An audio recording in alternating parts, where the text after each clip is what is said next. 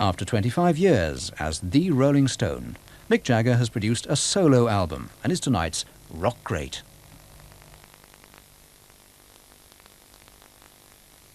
You might as well start by disposing of the question of whether the release of a Mick Jagger solo album means the end of the Rolling Stones.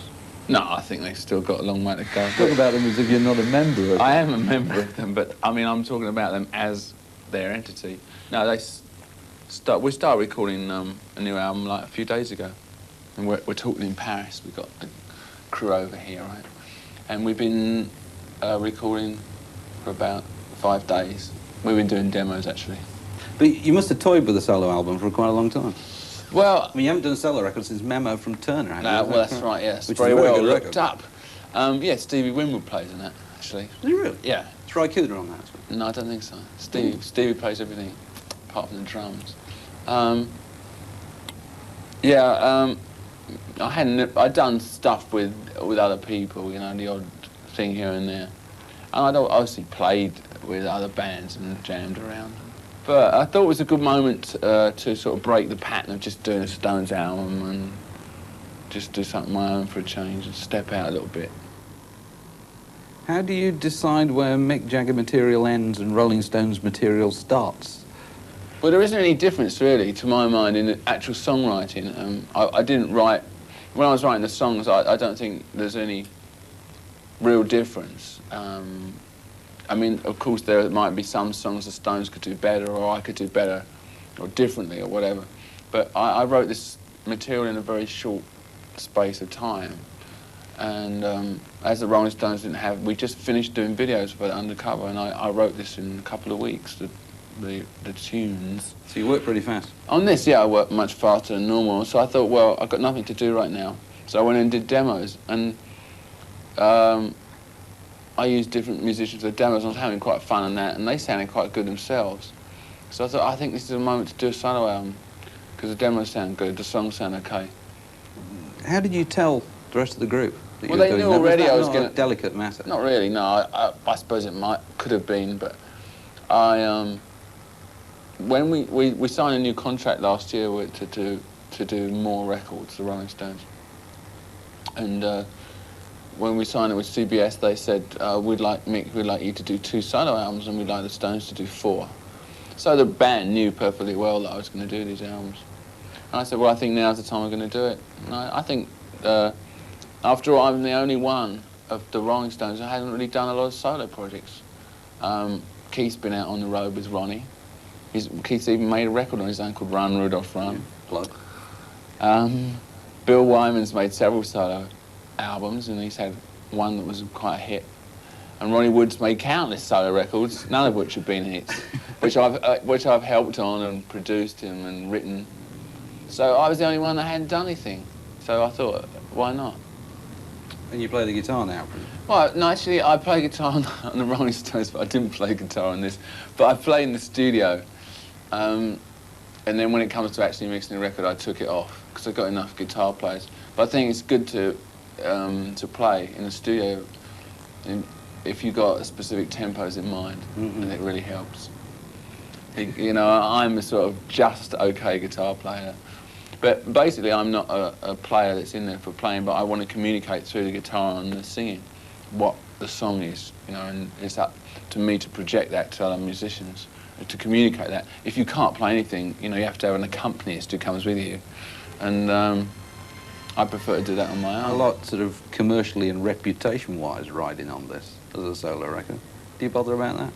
I don't know, yeah, I suppose I do. I wouldn't have put it out if I hadn't liked it. I mean, I could have just said, well, yeah, it was a good laugh just to go through the fun of it. But I think it's a good record for what it is. I'm sure the next one will be better. You've made, I understand, a series of videos, not just the one. A series. Yeah, I thought it was kind of fun. Because I wanted to do it since, like, I don't know, the 60s, really, when we started to make videos. We used to go in Top of the Pops, or, you know, whatever, before Whistle Test, and we used to go to Manchester. Well, sometimes we didn't used to like to go to Manchester to do Top of the Pops. So it used to be the church hall, didn't it? Something like that. But so sometimes I used to send a crew, not only Top of the Pops, but, you know, French television or whatever. and we would do daft things. Well, not particularly the same stuff, really, as what we do. Well, we'd play outside on a beach, and they would roll sort of stones down a cliff, and that would be the video. You made a very early sort of video for Have You Seen Your Mother, Baby? Yeah, it was like 1966, I think. And we were working with this guy called Peter Whitehead, who's a Soho sort of filmmaker, young guy, and we shot footage in Paris, and we shot footage when we dressed in drag. Which caused quite a bit of outrage at the time. Yeah, well, dressing in drag is pretty traditional, but it was... Somebody was in a wheelchair, weren't they? Yeah, Brian was in a wheelchair, and I think the combination of Brian in the wheelchair and us all in drag. I was dressed as a black lady. And then after that, going to the 70s, we did a lot of stuff with a director called Michael Lindsay Hogg. We did stuff of... we did a whole movie of the 72 tours, part of which I used in that Rewind video. Which film is that? There seem to me to have been countless Stones films that have been made on tour and then never come out. Yeah, that was the one called Cocksucker Blues. But no, that never came out for mostly religious reasons. Okay, tell us when. Okay. Okay? Now.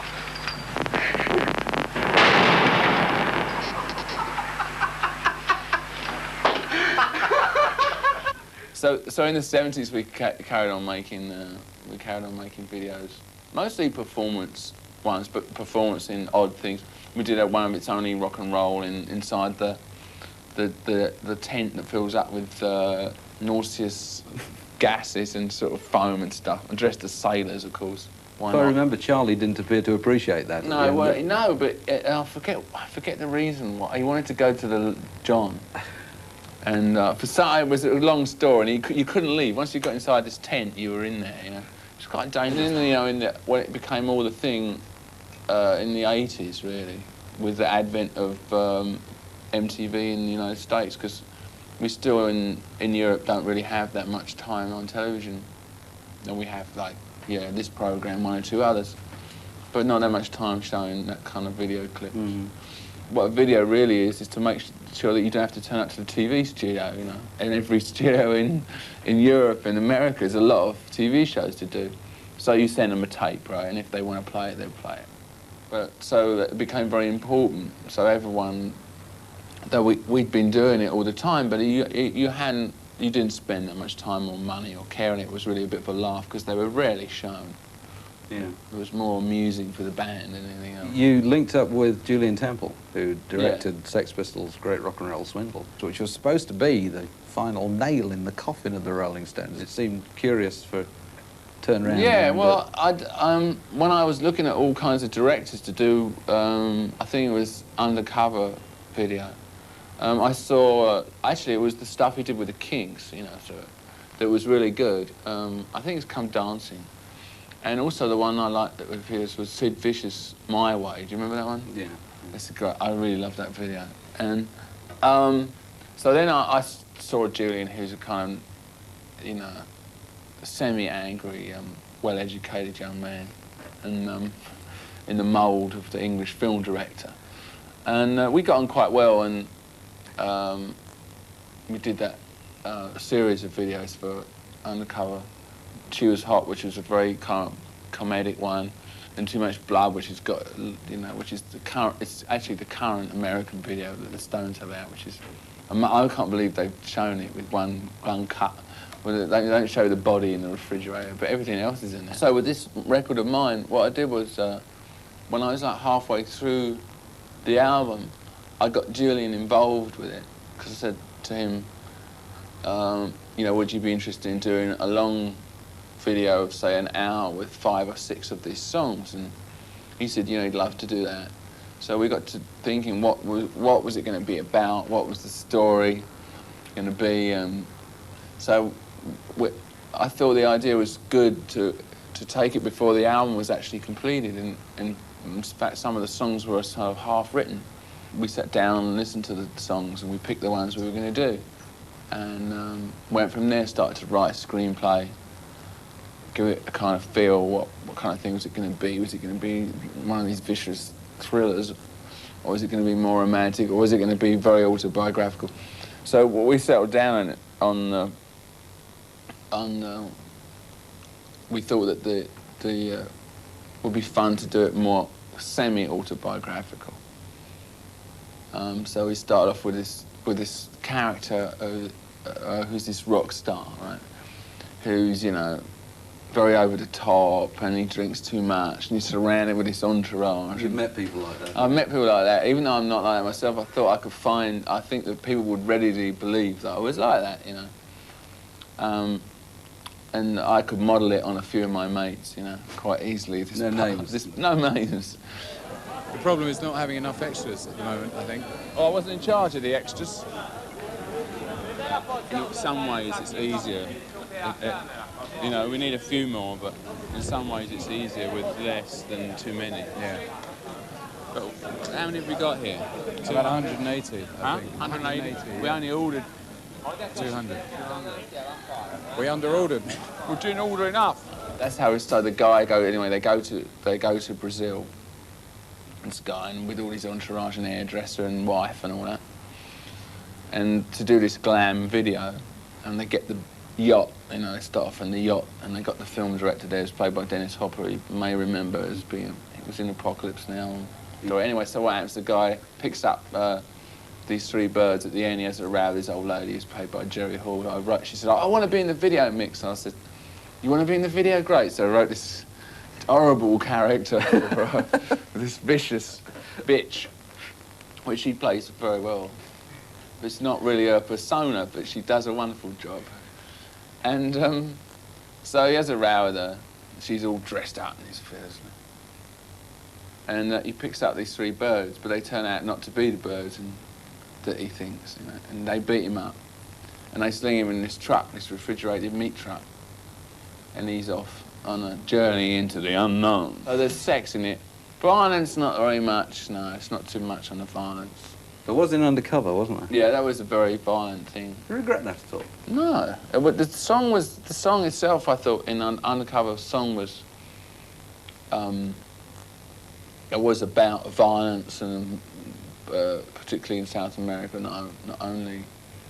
So I thought that was apropos of that subject. I mean, I don't particularly like gratuitous violence in cinema or whatever, television, but when it's supposed to be illustrating that song, so I don't see how you could get around it. I mean, I think television's grown up enough to be able to do anything you want. What about you and proper cinema, let's call it? Real cinema. There's not a lot of difference between what I did and this hour-long thing and making a proper cinema thing. It's just a bit more money and a bit... But I did the video thing in a short time, but it could well have been a feature film and for the amount of work that's in it. But in proper... in like, acting in other people's films is like, I haven't done a lot of, but I enjoy what I've done. I enjoy acting very much. Whether I'm any good at it is other people's opinion. You're very much like a piece of meat sometimes in acting, you know, you get, oh yeah, just move A to B, say it like this, but that's what it's all about. I find it quite a discipline to be told what to do, to have to get up 5:30 in the morning, and I don't mind to do that. I was offered quite a good part to do right now, but unfortunately I was already got something to do, and being with a band, you know, you are committed some of the year, and sometimes you can't take these things. You were going to do Fitzcarraldo, weren't you? I did. I spent 2 months doing Fitzcarraldo. Then I wasn't playing Fitzcarraldo, I was playing his brother. Then the leading actor, who was Jason Robards, got sick and left the movie. And then they asked me to play the role of Fitzcarraldo, but I was due to go on 1981 tour with the Rolling Stones. So I said, hey, I can't do it. And they went and cast, they did it in German instead of English. And they cast Klaus Kinski. But I had fun doing it, doing the bits I did.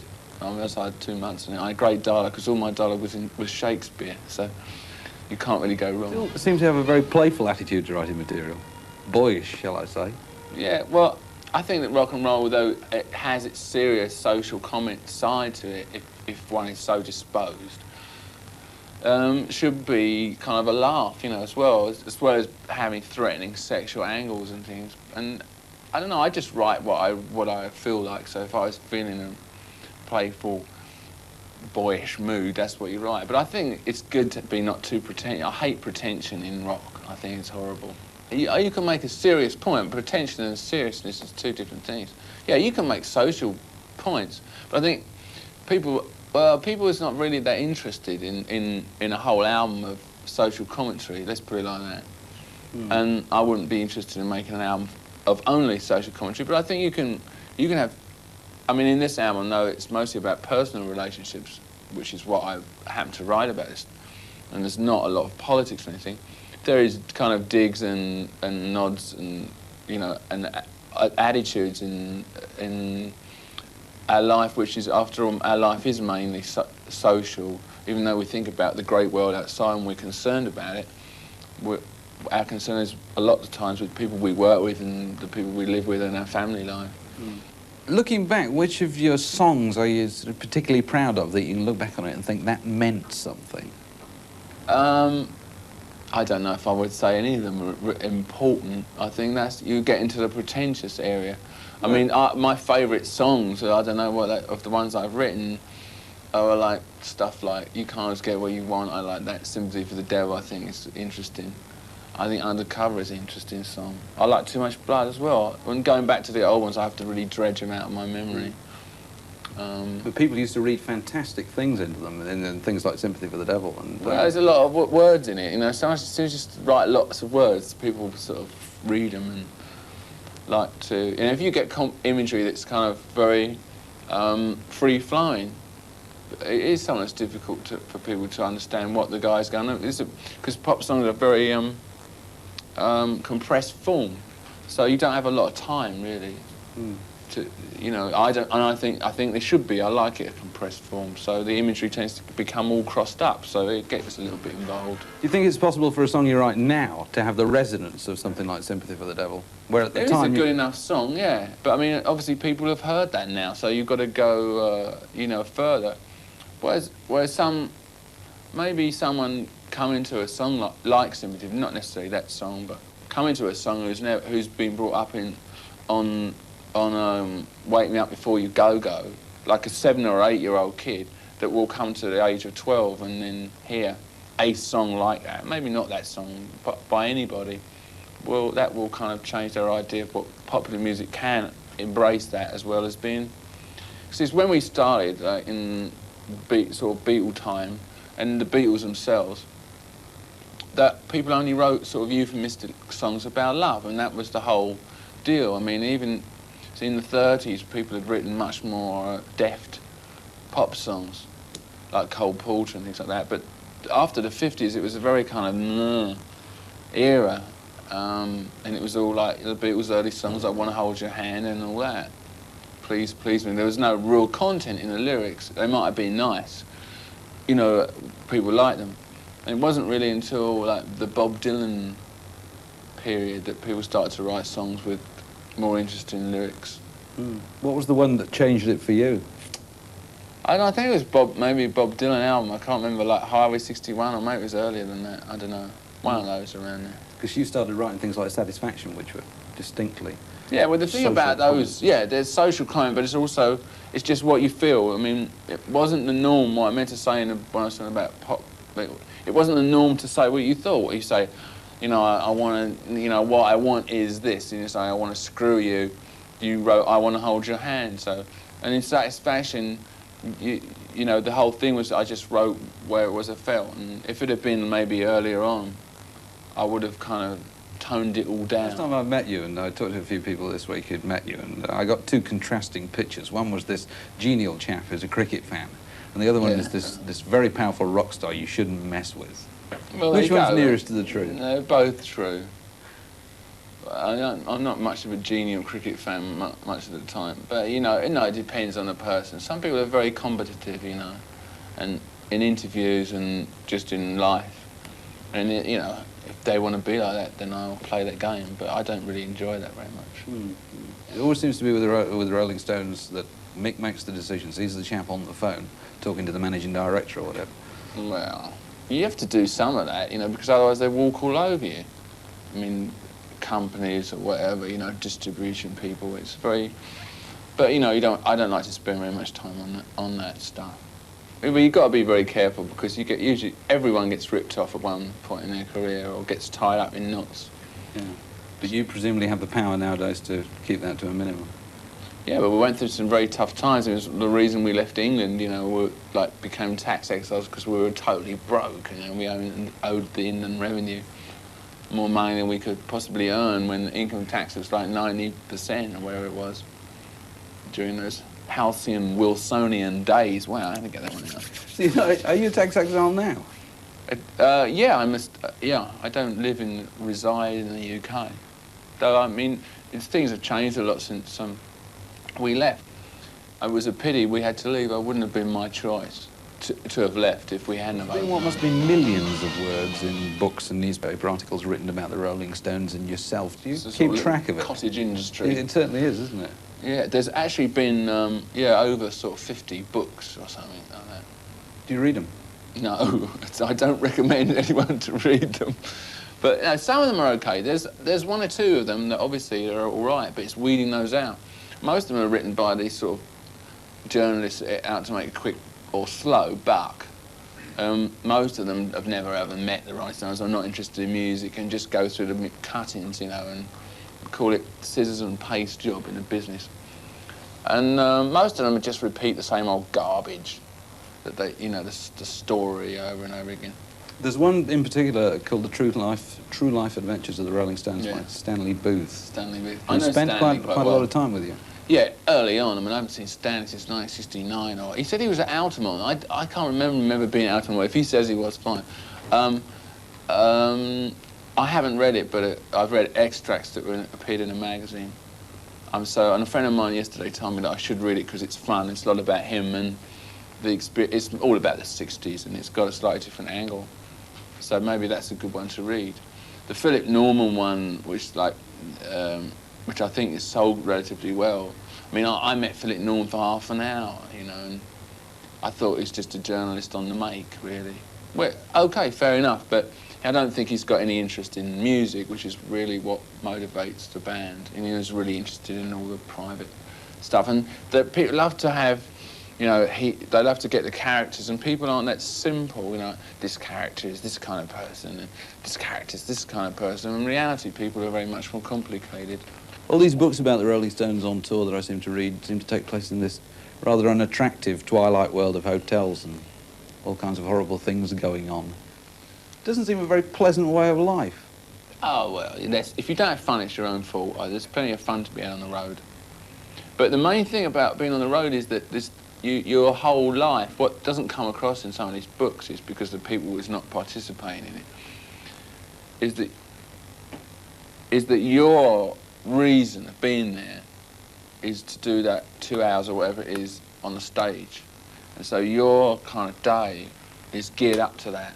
And the rest of the time when you come off is geared up to coming off that and travelling to the next one, or whatever you're doing the next one.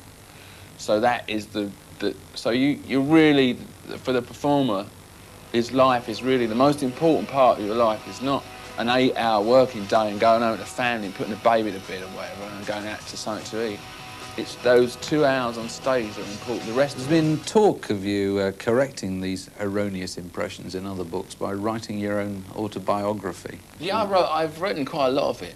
It's quite good fun, and it's also quite difficult because I'm not only interested in what my feelings were. I mean, I'm interested in the periods of life from a historical point of view because I'm such an intellectual and historian. But no, I am interested in those times from another point of view, from just the music business and who I was sleeping with that week, you know.